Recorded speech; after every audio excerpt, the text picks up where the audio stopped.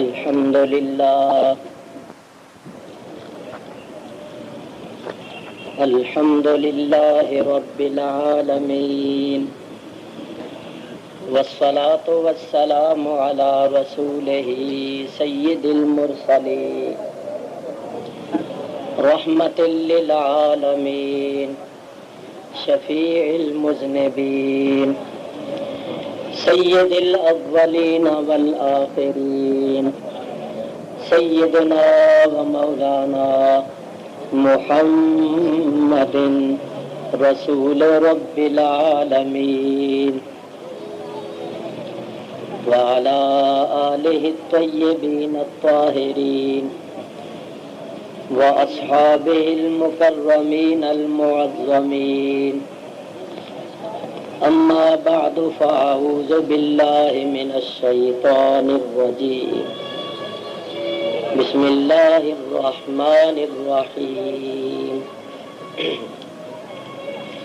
يرفع الله الذين آمنوا منكم والذين أوتوا العلم درجات صدق الله العلي العظيم درود شریف پڑھیے اللہم صلی علی سیدنا مولانا محمد معدن الجود والکرم وآلہ وصحبہ وبارک وسلم صلاۃ وسلاما علیک یا رسول اللہ۔ حضرات محترم،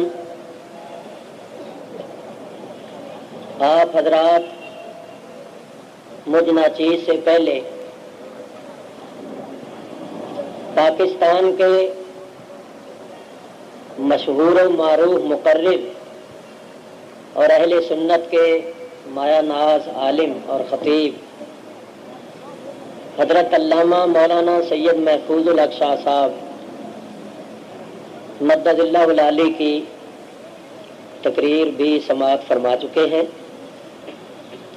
اور ان کے بعد غدالی دوران راضی زمان استاد العلماء شیخ الحدیث و تفسیر حضرت علامہ مولانا سید احمد سعید شاہ صاحب کاظمی مدد اللہ العالی کی بھی ایمان افروز تقریر سماعت فرما چکے ہیں۔ میں تو آپ حضرات کے پاس ہی رہتا ہوں، مجھے آپ ہمیشہ سنتے رہتے ہیں۔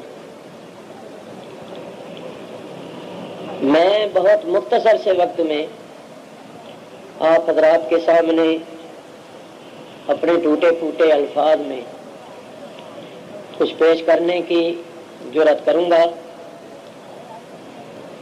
آپ حضرات بڑے سکون اور بڑے اطمینان کے ساتھ تشریف رکھتے ہوئے سنیے۔ وما توفیقی الا باللہ العلی العظیم۔ میرے ہاتھ میں کسی شخص نے یہ 8-7 رکے دیے ہیں، نہ تو اس نے مجھے مخاطب کیا ہے اوپر اور نہ اپنا نام لکھا ہے، اور پاکستان میں جتنے بھی فرقے ہیں ان سب کا نام الگ الگ لکھ کر طرح طرح کے سوالات کیے۔ تو میں اس سائل کی خدمت میں عرض کرتا ہوں کہ میں اعلیٰ حضرت امام اہل سنت مجدد دین و ملت مولانا شاہ احمد رضا خان فاضل بریلوی رضی اللہ تعالیٰ عنہ کے عرس میں حاضر ہوا ہوں۔ آپ کی بارگاہ میں عقیدت کے پھول پیش کرنے آیا ہوں، آپ کے سوالات کا جواب دینے نہیں آیا۔ اگر آپ نے ان سوالات کا جواب لینا ہے تو مہربانی کر کے میرے غریب خانے پر تشریف لائیں، میں تمام سوالات کا جواب دوں گا اور انشاءاللہ تسلی کر دوں گا۔ میرے بزرگوں اور دوستوں، چند آیتیں آپ حضرات کی خدمت میں پیش کرنے کے بعد اعلیٰ حضرت امام اہل سنت کی نعت شریف کے 2-4 شعر پڑھوں گا اور ان شعروں کی تشریح میں اپنی گفتگو ختم کروں گا۔ آیہ کریمہ جو آپ حضرات کے سامنے تلاوت کی ہے، اللہ تعالیٰ ارشاد فرماتا ہے یرفع اللہ الذین آمنوا منکم والذین اوتوا العلم درجات۔ اللہ تبارک و تعالی تم میں سے جو ایمان والے ہیں اور جن کو علم دیا گیا ہے ان کے درجات بلند فرماتا ہے۔ اس آیہ کریمہ سے یہ ثابت ہوا کہ ایمان والوں کے اور اہل علم حضرات کے اللہ تبارک و تعالی درجات بلند فرماتا ہے۔ دوسری آیہ کریمہ سنیے، اللہ تعالیٰ ارشاد فرماتا ہے هل يستوي الذين يعلمون والذين لا يعلمون، کیا جاننے والے اور نہ جاننے والے برابر ہو سکتے ہیں؟ نہیں، یعنی علم والے اور جن کو علم نہیں ہے وہ برابر نہیں ہو سکتے۔ اس آیہ کریمہ سے بھی اہل علم کی شان معلوم ہوئی۔ اللہ تعالیٰ ارشاد فرماتا ہے کہ جو جاہل ہیں، جن کو علم نہیں ہے، وہ علم والوں کے برابر نہیں ہو سکتے۔ تیسری آیہ کریمہ سنیے، اللہ تعالیٰ ارشاد فرماتا ہے شاہد اللہ انہ لا الہ الا هو والملائکۃ وَأُولُو الْعِلْمِ قَائِمًا بِالْقِسْطِ۔ شاہد اللہ، گواہی دی اللہ تعالیٰ نے، انہ لا الہ الا ہوا، کہ بے شک اس کے سوا کوئی معبود نہیں۔ اللہ تعالیٰ نے اپنے معبود برحق یکتا معبود ہونے کی خود گواہی دی، اور اپنی گواہی کے ساتھ کن کو ملایا؟ اپنے ساتھ اور کن کو گواہ بنایا اپنے معبود ہونے کا؟ فرمایا والملائکۃ، اور فرشتے، وَأُولُو الْعِلْمِ قَائِمًا بِالْقِسْطِ۔ اللہ نے گواہی دی کہ اللہ کے سوا کوئی معبود نہیں، اور اللہ تعالیٰ نے اپنے ساتھ اپنے معبود ہونے پر فرشتوں کو گواہ بنایا اور اہل علم کو گواہ بنایا کہ یہ بھی انصاف پر قائم رہتے ہوئے، قائم ہوتے ہوئے گواہی دیتے ہیں کہ اللہ کے سوا کوئی عبادت کے لائق نہیں۔ دیکھیے اس سے اہل علم کی شان کس قدر واضح ہوتی ہے کہ اللہ تعالیٰ نے اپنے معبود برحق ہونے کی خود شہادت دی اور اپنے ساتھ شہادت میں فرشتوں کو اور اہل علم حضرات کو ملایا۔ ایک آیت اور سنیے، اس کے بعد میں آپ حضرات کے سامنے ایک مسئلہ پیش کرتے ہوئے آگے بڑھوں گا، اور اسی کو میں نے بنیاد بنانا ہے۔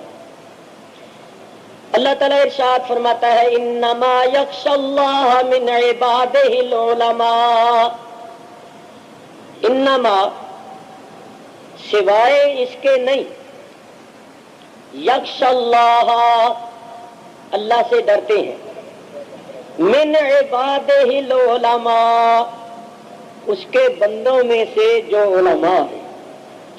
بامحاورہ ترجمہ یہ ہوگا کہ اللہ تعالی سے اس کے بندوں میں سے علماء ہی ڈرتے ہیں، کیونکہ انما حسر کا کلمہ اللہ فرماتا ہے کہ اللہ تعالی سے اس کے بندوں میں سے علماء ہی ڈرتے ہیں، تو معلوم یہ ہوا کہ جو علماء نہیں ہیں وہ اللہ تعالی سے نہیں ڈرتے۔ یہاں سے میں اپنے مضمون کو آگے بڑھا رہا ہوں، ذرا توجہ کیجیے۔ اللہ تعالیٰ سے وہی ڈرتے ہیں جو اس کے بندوں میں سے علماء ہیں۔ یاد رکھیے، اللہ تعالیٰ سے صحیح معنوں میں ڈرنے کے لیے علم کا ہونا ضروری ہے. جس کو علم نہیں ہے وہ اللہ سے نہیں ڈرے گا. اللہ سے وہی ڈرتا ہے جس کو علم ہے. یہ کفار و مشرکین برائیاں کرتے ہیں، شرابیں پیتے ہیں، بدکاریاں کرتے ہیں، حلال حرام میں، جائز و ناجائز میں تمیز نہیں کرتے، اس لیے کہ ان کو علم نہیں. یہ اللہ کو مانتے ہی نہیں. اللہ تعالیٰ کی تعلیمات اور ہدایات کا ان کو علم ہی نہیں ہے.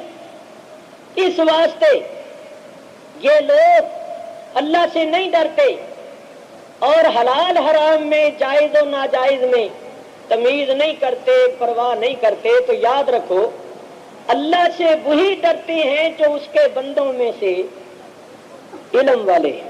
ڈرنے کے لیے علم کا ہونا ضروری ہے.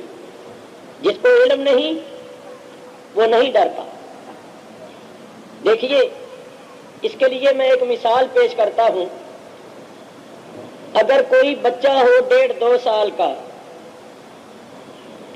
اس کے پاس آپ ایک بڑے خوبصورت سانپ کو لا کر رکھ دیں، جس سانپ کی جلد پر قدرت نے بڑی حسین نقاشی کی ہو، وہ سانپ اس بچے کے پاس لا کر رکھ دیں تو بچہ اس سانپ کو کھلونا سمجھ کر اس کو پکڑنے یا اس کی طرف ہاتھ بڑھانے کی کوشش کرے.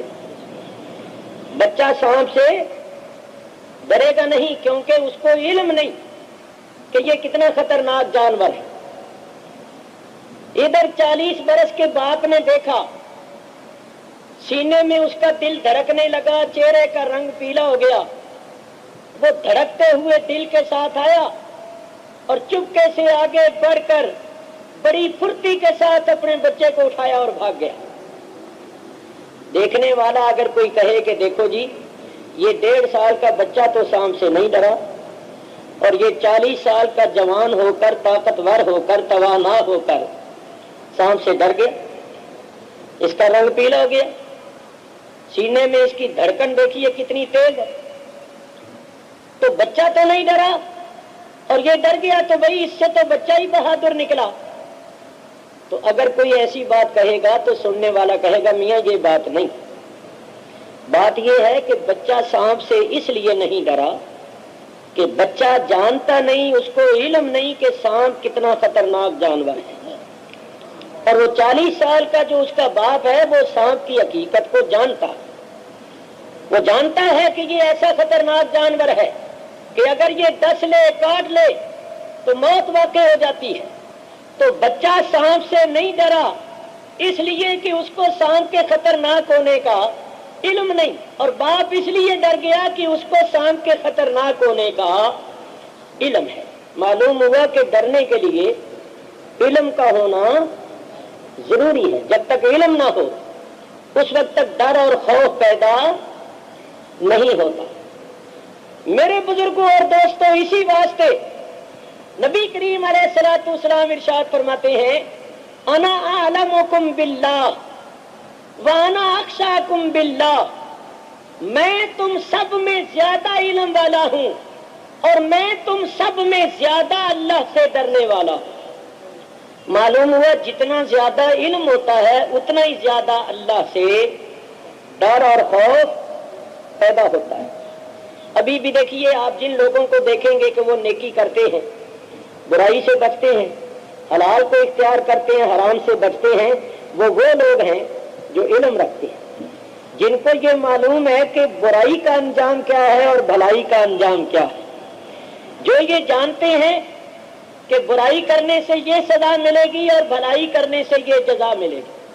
جن کو علم نہیں ہے وہ آزاد ہے، وہ برائیوں میں، بدکاریوں میں، عیاشیوں میں پڑے ہوئے ہیں، اس لیے کہ ان کو علم نہیں، وہ جانتے نہیں. اور جو جانتے ہیں کہ ہم نے ایک دن اللہ تعالیٰ کے حضور کھڑے ہو کر اپنے عملوں کا جواب دینا ہے، جو اللہ کے سامنے کھڑے ہو کر اپنے عملوں کا جواب دینے سے ڈرتے ہیں، ان کو آپ دیکھیں گے کہ وہ برائیوں سے بچیں گے.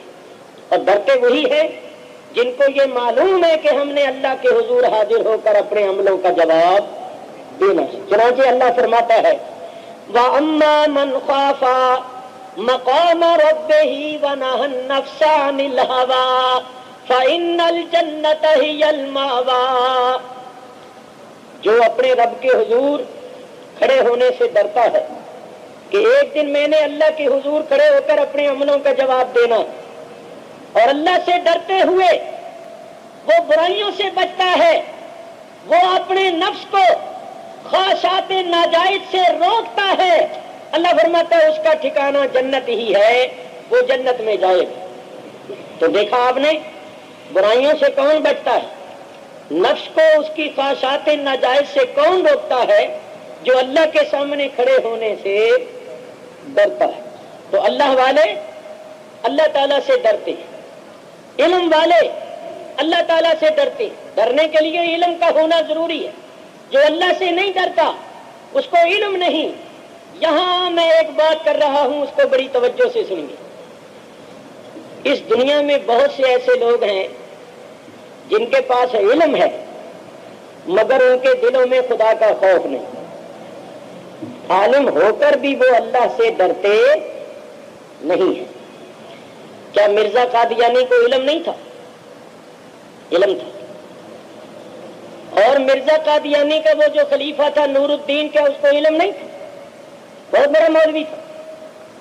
اسی طرح صحابہ کرام کی شان میں گستاخیاں کرنے والے بہت سے ایسے لوگ ہیں، کیا ان کے پاس علم نہیں ہے؟ اہل بیت اطہار کی شان میں گستاخیاں کرنے والے ایسے ہیں کہ کیا ان کے پاس علم نہیں ہے؟ حضور علیہ الصلوۃ والسلام کی شان میں گستاخیاں کرنے والے، حضور کے علم، حضور کے عمل، حضور کے کمال، حضور کے جمال کا انکار کرنے والے ایسے ہیں کہ جو دعویٰ کرتے ہیں کہ ہم عالم ہیں اور ان کے پاس علم بھی ہے مگر ان کے دلوں میں خدا کا خوف نہیں ہے۔ اگر خدا کا خوف ہوتا تو یہ بے ادبیاں اور گستاخیاں نہ کرتے۔ تو آپ کہیں گے کہ صاحب اللہ نے تو یہ فرمایا کہ اللہ سے وہی ڈرتے ہیں جو اس کے بندوں میں سے علم والے، اور یہاں تو بہت سے علماء ہیں، بہت سے علم والے ہیں جو اللہ تعالیٰ سے نہیں ڈرتے۔ تو اس کی کیا وجہ ہے؟ یہ میں آپ حضرات کی خدمت میں پیش کر کے آگے بڑھ رہا ہوں۔ سنیے میرے بزرگوں اور دوستوں، اللہ تبارک و تعالیٰ سے ڈرنے کے لیے علم کا ہونا ضروری ہے۔ علم، اور جس کو صحیح معنوں میں علم حاصل ہو جاتا ہے پھر وہ اپنے اس علم پر عمل کرتا ہے، تو عمل کرنے کے بعد اس کے اندر معرفت کا نور پیدا ہوتا ہے۔ وہ عمل کرنے سے اللہ تعالیٰ کا مقرب بنتا جاتا ہے، یہاں تک کہ اس کو حضوری حاصل ہو جاتی ہے اور وہ اللہ تعالیٰ کے مقرب اور پیارے بندوں میں سے ہو جاتا ہے۔ کیا مطلب؟ آپ حضرات ابھی پوری طرح نہیں سمجھے، اس کی وضاحت کرتا ہوں۔ دیکھیے، صرف علم سے ڈر اور خوف پیدا نہیں ہوتا جب تک کہ علم کے ساتھ ساتھ قرب کی دولت حاصل نہ ہو، اور قرب حاصل ہوتا ہے بعد میں۔ پہلے آپ علم حاصل کیجئے، پھر اس علم پر عمل کیجئے، حلال کو اختیار کیجئے، حرام سے اجتناب کیجئے، پھر آپ کے اندر معرفت الہی پیدا ہوگی، اور جب معرفت پیدا ہو جائے گی تو معرفت کے پیدا ہونے کے بعد آپ کو اللہ تعالیٰ کا قرب حاصل ہوگا۔ جب قرب کی منزلوں پر فائز ہوتے جائیں گے تو مقرب بننے کے بعد صحیح معنوں میں آپ پر خشیت الہی اور خوف الہی طاری ہوگا، جس کی میں ایک مثال پیش کرتا ہوں۔ اس مثال سے مسئلہ پوری طرح آپ کی سمجھ میں آ جائے گا اور پھر میں آگے بڑھوں گا۔ دیکھیے، اس وقت ہم سب کو علم ہے کہ سانپ بڑا خطرناک جانور ہوتا ہے، شیر بڑا خطرناک درندہ ہوتا ہے، بھیڑیا بڑا خطرناک درندہ ہوتا ہے۔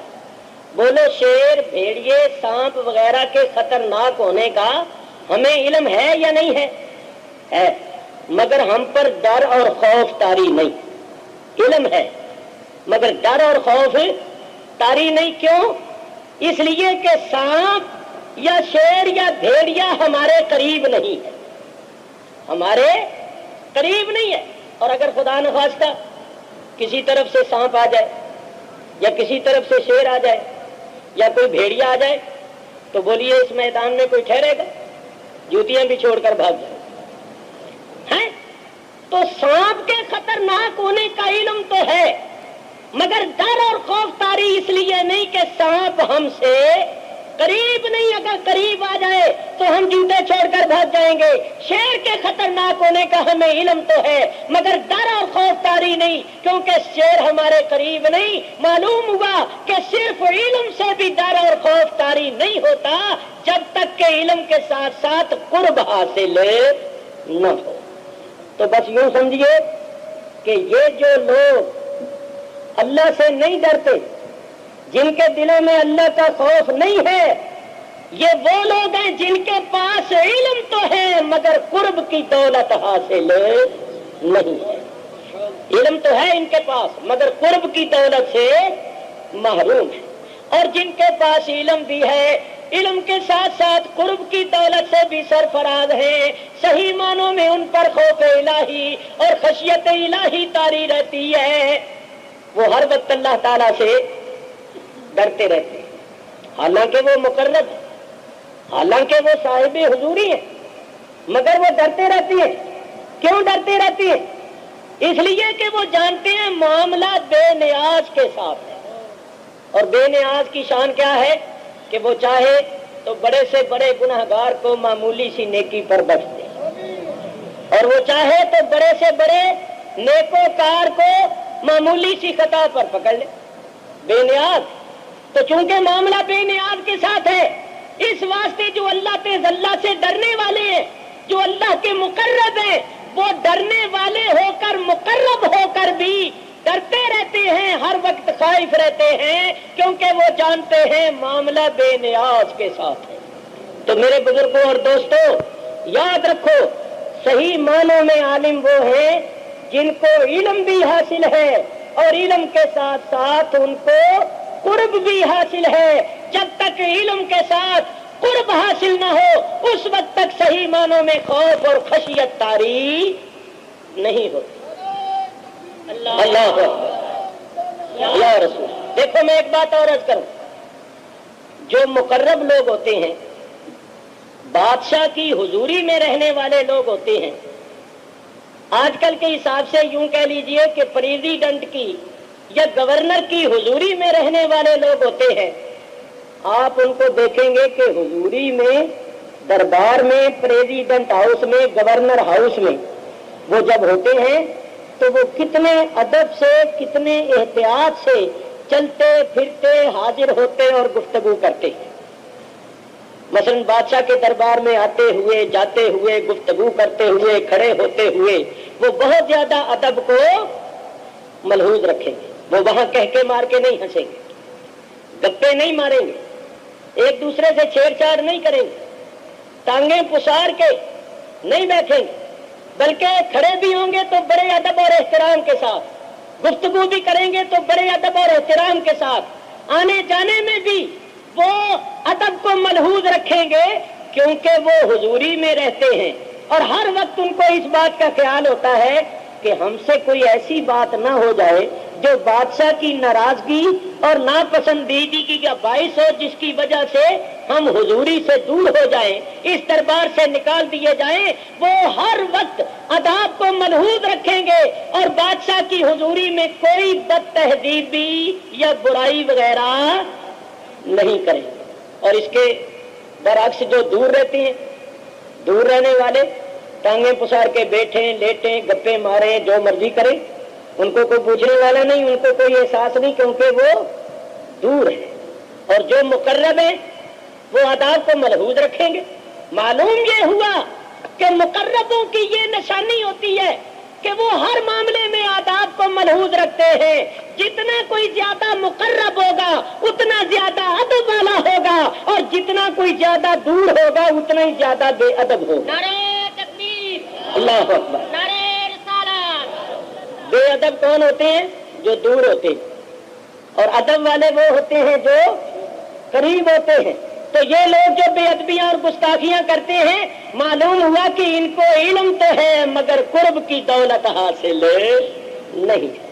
یہ علم والے تو ہیں مگر مقرب نہیں ہیں۔ جو مقرب ہوتے ہیں اور علم والے بھی ہوتے ہیں وہ باادب ہوتے ہیں، وہ کبھی ادب کو ہاتھ سے نہیں جانے دیتے۔ تو معلوم ہوا کہ یہ علماء اہل سنت، اولیاء کرام، جن کی خلوت جلوت پاکیزہ ہوتی ہے، آپ ان کو دیکھتے ہیں کہ ہر وقت اللہ اللہ کرتے ہیں، جب دیکھو تسبیح پڑھ رہے ہوں گے، ذکر اذکار کر رہے ہوں گے، نیکی اور بھلائی کر رہے ہوں گے، تو یہ دلیل ہے اس بات کی کہ ان کو اللہ تعالیٰ کا علم اور معرفت بھی حاصل ہے اور اللہ تعالیٰ کا قرب بھی حاصل ہے۔ اللہ اور جو بے ادبیاں گستاخیاں کرتے ہیں ان کو اللہ تعالیٰ کی معرفت اور اللہ کا قرب حاصل نہیں ہے۔ اعلیٰ حضرت امام اہل سنت انہی علماء ربانیین میں سے تھے جن کو اللہ تعالیٰ نے بہت زیادہ علم بھی عطا فرمایا تھا اور علم کے ساتھ ساتھ اپنا قرب بھی عطا فرمایا۔ ابھی آپ سن چکے کہ 50 علوم پر مشتمل ان کا علم تھا اور 50 علوم پر مشتمل انہوں نے کتابیں تصنیف فرمائی، 1000 کے قریب ان کی چھوٹی بڑی تصانیف ہے۔ اس کے باوجود اعلیٰ حضرت فرماتے ہیں کہ تقریباً 40 برس سے زیادہ ہو گئے ہیں، اعلیٰ حضرت فرماتے ہیں میری کبھی تکبیر اولا قضا نہیں ہوئی۔ تکبیر اولا جانتے ہیں، جب جماعت کھڑی ہوتی ہے تو امام پہلی تکبیر کہتا ہے، جس کو تکبیر تحریمہ بھی کہتے ہیں، اعلیٰ حضرت فرماتے ہیں وہ بھی کبھی قضا نہیں ہوئی۔ یعنی 5 وقت نماز با جماعت پڑھتے تھے، 40 برس سے زیادہ عرصہ گزر گیا، آپ نے کبھی تکبیر اولا بھی فوت نہیں ہونے دی کہ دوسری رکعت میں شریک ہو گئے ہوں یا چوتھی رکعت میں شریک ہو گئے ہوں۔ اس قدر تقویٰ، اس قدر زہد اور اس قدر پرہیزگاری کہ اعلیٰ حضرت کا تو بہت ہی اونچا مقام ہے۔ اعلیٰ حضرت کے فرزند ارجمند حضرت مفتی اعظم ہند حضرت علامہ مولانا محمد مصطفیٰ رضا خان صاحب مدد اللہ العالی، جو اس وقت بریلی شریف میں تشریف فرما ہے، اعلیٰ حضرت کے چھوٹے فرزند ہیں، بہت بڑے جید عالم فاضل مفتی اعظم ہند ان کا لقب ہے۔ اللہ ان کی عمر دراز فرمائے اور ان کا سایہ اہل سنت کے سروں پر سلامت رکھے۔ ان کے تقوی پرہیزگاری کی بات سنیے، بات کرنی بڑی آسان ہوتی ہے، عمل کر کے دکھانا بڑا مشکل ہوتا ہے۔ 6-7 برس تک حکومت انڈیا کے ساتھ، بھارت کے ساتھ یہی جھگڑا رہا کہ مفتی اعظم فرماتے تھے کہ ہم نے مدینہ شریف حاضری دینی ہے اور حضور کے صدقے حج بھی کرنا ہے، اگرچہ پہلے آپ نے حج کیا ہوا ہے مگر فرمایا کہ ہم نے حاضری دینی ہے۔ تو حکومت انڈیا سے بھارت سے کہا کہ ہمیں ویزا دو۔ انہوں نے کہا صاحب اس کے لیے فوٹو کھنچوانا ضروری ہے، بغیر فوٹو کے پاسپورٹ نہیں بن سکتا اور پاسپورٹ کے بغیر آپ جا نہیں سکتے، تو فوٹو کھنچوائیے اور پاسپورٹ سائز کے 3 فوٹو لے آئیے۔ فرمایا فوٹو تو میں نہیں کھنچواؤں، تو شریعت میں حرام ہے۔ انہوں نے کہا بغیر اس کے آپ جا نہیں سکتے۔ 6-7 برس تک یہ سلسلہ چلتا رہا، ہر سال درخواست دیتے تھے مگر صرف اس وجہ سے اجازت نہیں ملتی تھی کہ فوٹو کھنچوانی پڑے گی۔ آپ نے فرمایا میں کبھی فوٹو نہیں کھنچواؤں۔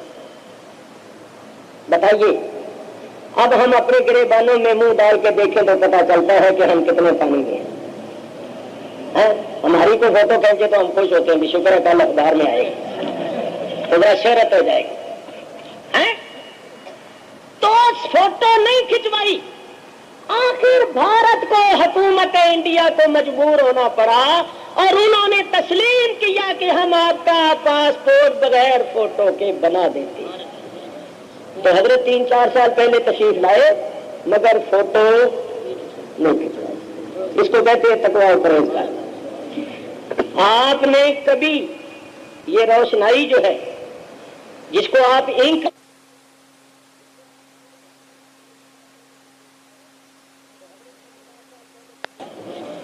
تو حضرت 3-4 سال پہلے تشریف لائے مگر فوٹو نہیں کھنچوائے. اس کو کہتے ہیں تقویٰ و پرہیزگاری.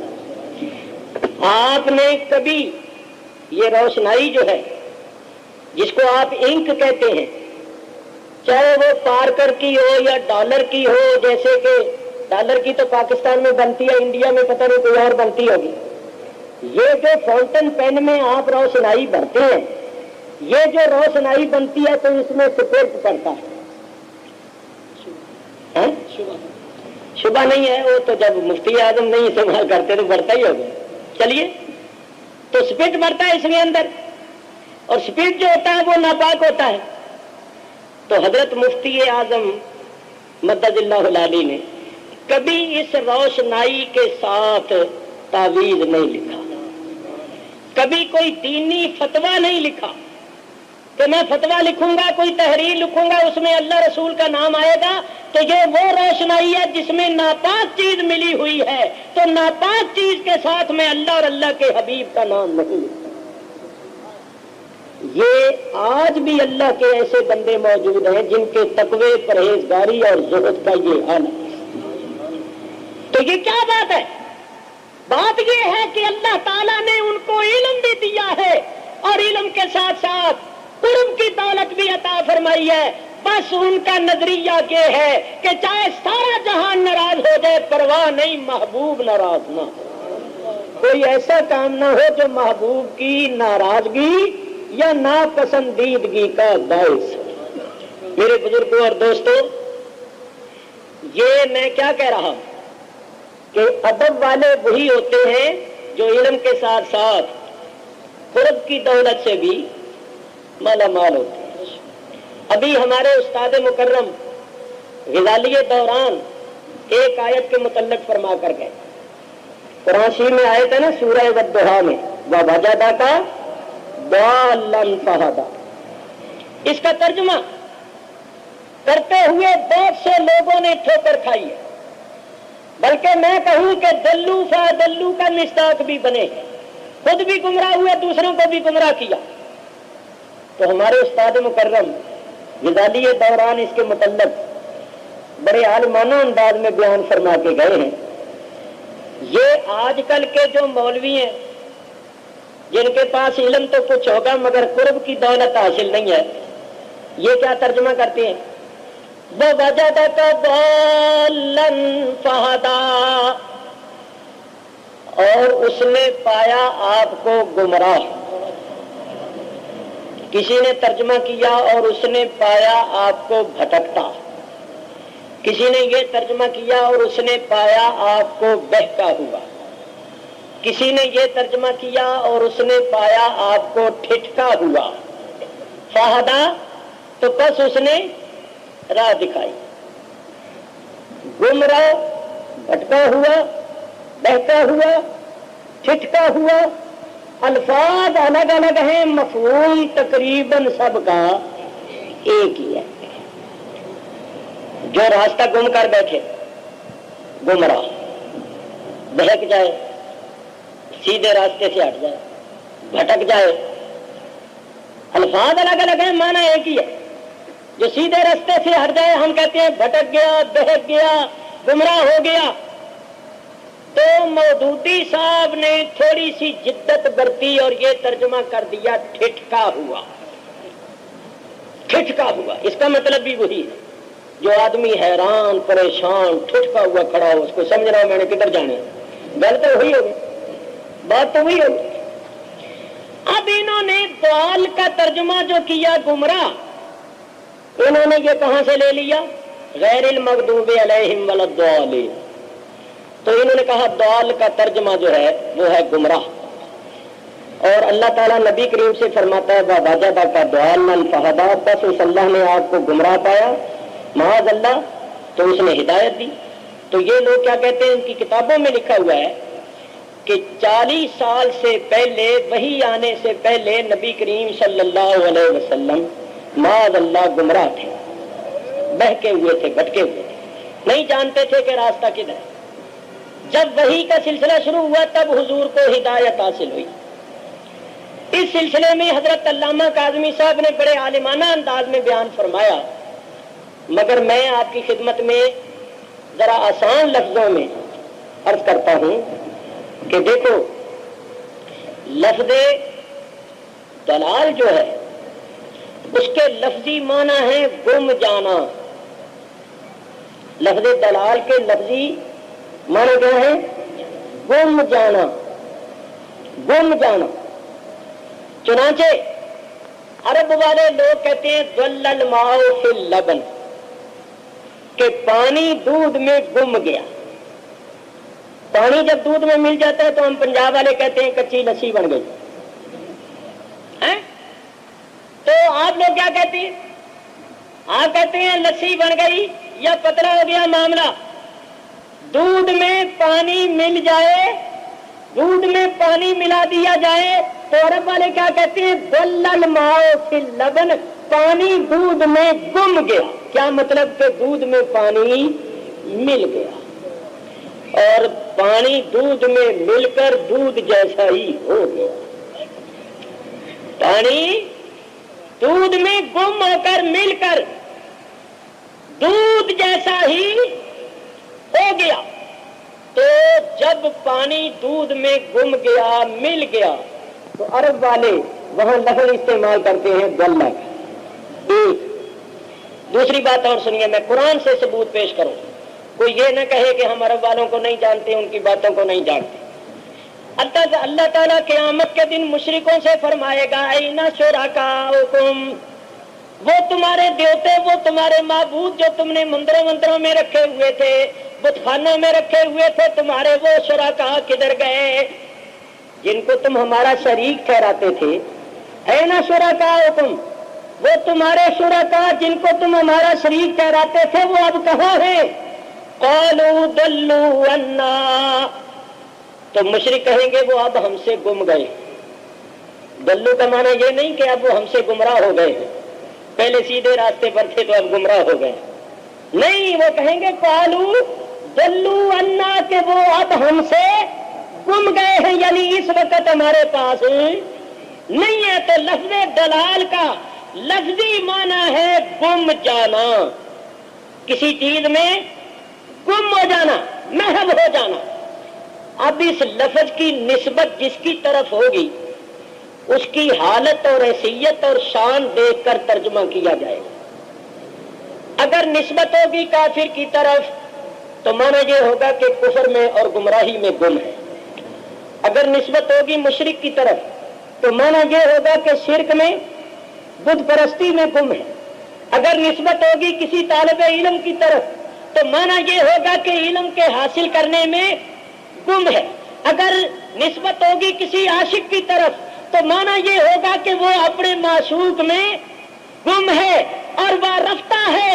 جیسی حیثیت ہوگی اس کے مطابق ترجمہ کیا جائے گا، نہیں تو قرآن کی 2-3 آیتیں اور سن لو پھر مسئلہ واضح ہو جائے گا۔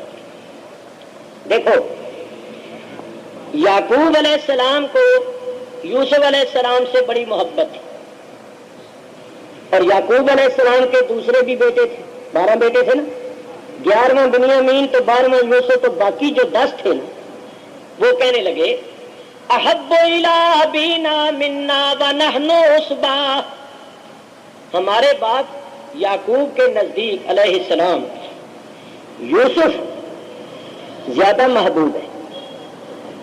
احب الی ابینا منا، ہم سے زیادہ محبوب ہے یوسف، ونحن عصبہ، حالانکہ ہم تو ایک لشکر ہے، ایک جماعت ہے۔ کوئی ایسا مصیبت کا وقت آ جائے، کوئی آڑا وقت آ جائے تو جو کام ہم کر سکتے ہیں، جو خدمت ہم دے سکتے ہیں، وہ بچہ نہیں دے سکتا۔ تو ہمارا باپ ہمارے ساتھ اتنی محبت نہیں کرتا اور یوسف کے ساتھ اتنی محبت کرتا ہے۔ آگے انہوں نے کیا کہا؟ اِنَّ أَبَانَا لَفِي ضَلَالٍ مُبِينٍ، بے شک ہمارا باپ یوسف کی محبت میں وارفتہ ہے۔ محبت میں وارفتہ ہونا مانا یہاں اس لیے کیا ہے کہ قرینہ ہے احب الی ابینا منا، حب کا لفظ موجود ہے۔ تو اس کے بعد بیٹوں نے کیا کہا کہ بے شک ہمارا باپ یوسف کی محبت میں گم ہے۔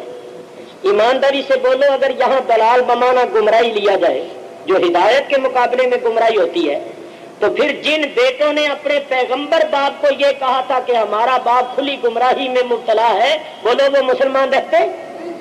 کیونکہ پیغمبر کو کھلا گمراہ کہنے والا مسلمان نہیں رہتا۔ ایک آیت۔ دوسری آیت سنو، جب زلیخا یوسف علیہ السلام کی محبت میں محو ہو گئی، مستغرق ہو گئی، تو مصر کی عورتوں نے کہا کہ قد شغفہا حبا، زلیخا کا دل تو یوسف کی محبت سے لبریز ہو گیا۔ دیکھیے حب کا لفظ موجود ہے، اور آگے کیا کہا؟ انا لنراہا فی ضلال مبین، بے شک ہم زلیخا کو یوسف کی محبت میں گم اور وارفتہ دیکھتی ہیں۔ ورنہ یہاں دلال کا معنی اگر گمراہ کرو گی تو زلیخا تو پہلے ہی مسلمان نہیں تھی، جب یوسف کے ساتھ یہ محبت کا سلسلہ، مسلمان تو وہ بعد میں ہوئی، جب حضرت یوسف پر ایمان لے آئی تو پھر مسلمان ہوئی، اس وقت تو وہ مسلمان نہیں تھی۔ تو یہاں دلال مبین کا معنی کیا ہوگا؟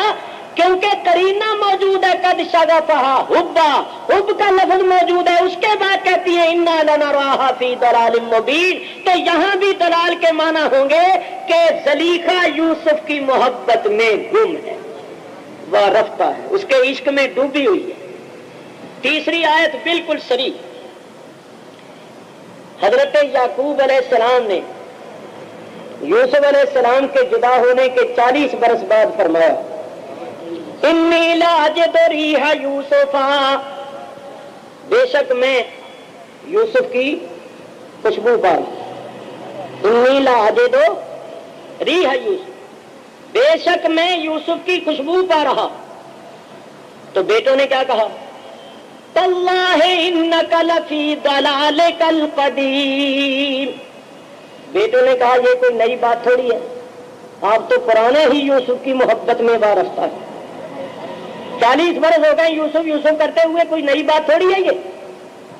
پھر انہوں نے کس طرح یہ الفاظ ادا کیے، سنو، تاللہ، خدا کی قسم، انکا، بے شک تو، اے ہمارے باپ، لفی ضلالک القدیم، قدیمی دلال میں ہے۔ اگر یہاں دلال بمانا گمراہی لیا جائے جو ہدایت کے مقابلے میں ہوتی ہے، تو پھر جن بیٹوں نے خدا کی قسم کھا کے اپنے پیغمبر باپ کو قدیمی گمراہ کہا تھا، وہ کافر ہو جاتے، وہ سب کے سب کافر ہو جاتے۔ یہاں سارے مفسرین نے لکھا ہے کہ اگر ان کی مراد دلال سے گمراہی ہوتی تو وہ کافر ہو جاتے، کیونکہ جو بھی پیغمبر کو خدا کی قسم کھا کے کہے کہ تو قدیمی گمراہ ہے، وہ مسلمان نہیں رہتا، چاہے پیغمبر کا ہی بیٹا کیوں نہ۔ تو مطلب کیا تھا بیٹوں کا؟ جب یعقوب علیہ السلام نے فرمایا کہ مجھے آج یوسف کی خوشبو آ رہی ہے، کہ آپ کو بتایا کہ دلال کے معنی ہے گم جانا، جس کی طرف اس کی نسبت ہوگی اس کی حیثیت شان کو دیکھا جائے گا کہ یہ کس چیز میں محو مستغرق رہتا ہے، گم رہتا ہے، اس کے مطابق ترجمہ کیا جائے گا۔ چنانچہ یوسف علیہ السلام کی محبت میں یعقوب علیہ السلام کا محو مستغرق رہنا، اس پر بھی لفظ دلال آیا۔ زلیخا کا یوسف کی محبت میں گم ہو جانا، اس کے لیے بھی لفظ دلال آیا۔ تو اب ترجمہ پڑھو اعلیٰ حضرت کا، وَوَجَدَكَ ضَالًّا فَهَدَىٰ، اعلیٰ حضرت نے ترجمہ کر کے نبی پاک کی عظمت کی حفاظت فرمائی اور لوگوں کے ایمان کو بچا لیا۔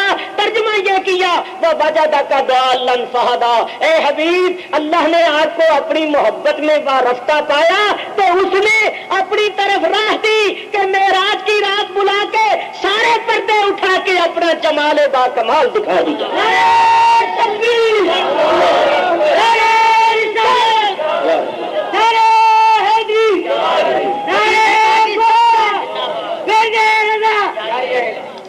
تو اعلیٰ حضرت نے ترجمہ ایسا کر دیا،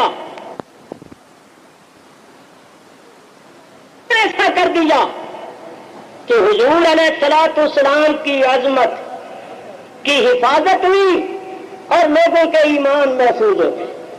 ایک بات اور عرض کر کے پھر میں بڑی جلدی ختم کروں۔ دیکھو قرآن شریف کی ایک آیت ہے، سورہ فتح شریف کی شروع کی آیت، اللہ فرماتا ہے انا فتحنا لکا فتحا مبینا لیغفر لک اللہ ما تقدم من ذنبک وما تأخر انا فتحنا لکا فتحا مبینا، بے شک اے حبیب ہم نے آپ کے واسطے روشن فتح فرما، روشن فتح فرما، لیغفر لک اللہ ما تقدم من ذنبک وما تأخر۔ اب یہ جو آگے کے جملے ہیں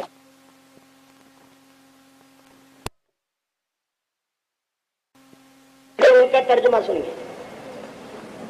مولوی محمود الحسن صاحب جو دیوبند کے شیخ الحدیث تھے، دیوبندیوں کے شیخ الہند ہیں، استاد العلماء ہیں، ان کے بہت بڑے عالم ہیں، انہوں نے ترجمہ کیا لیغفر لک اللہ ما تقدم من ذنبک وما تأخر، تاکہ اللہ تعالی گناہ بخشے تمہارے اگلے اور گناہ بخشے تمہارے پچھلے۔ کیا مطلب؟ کہ اللہ تعالیٰ نے یا رسول اللہ آپ کے اگلے پچھلے گناہ بخش دیے۔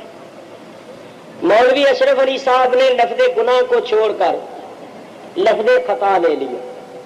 کیا ترجمہ کیا؟ لیغفر لک اللہ ما تقدم من ذنبک وما تأخر، تاکہ اللہ تمہاری اگلی پچھلی خطائیں معاف فرمائے۔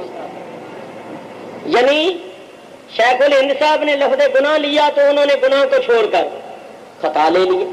خطا بھی غلطی کو ہی کہتے ہیں۔ ایمانداری سے بتاؤ، جس شخص کو قرآن شریف پڑھنے کا شوق ہوگا، ترجمہ پڑھنے کا ذوق ہوگا، وہ چاہتا ہوگا کہ میری معلومات میں اضافہ ہو، میں قرآنی تعلیمات اور ہدایات سے واقفیت حاصل کروں، میرے ایمان میں تازگی اور شگفتگی پیدا ہو، مگر اس کو دین کا علم نہ ہو، عالم نہ ہو وہ باقاعدہ، تو وہ جو یہ ترجمہ پڑھے گا کہ اللہ تمہارے گناہ بخشے اگلے اور پچھلے، اور اللہ نے تمہاری اگلی پچھلی خطائیں معاف کر دی، یا اللہ نے تمہارے اگلے پچھلے گناہ بخش دیے، جب وہ یہ ترجمہ پڑھے گا تو کیا اس کے دل میں یہ خیال نہیں آئے گا کہ معاذ اللہ نبی کریم علیہ الصلوۃ والسلام بھی گناہ کیا کرتے تھے؟